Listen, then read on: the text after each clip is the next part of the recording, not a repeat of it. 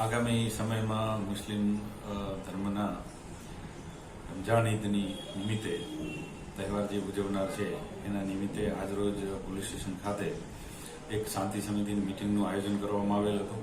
જે મિટિંગમાં હિન્દુ તથા મુસ્લિમ ધર્મના આગેવાનો હાજર રહેલ હતા.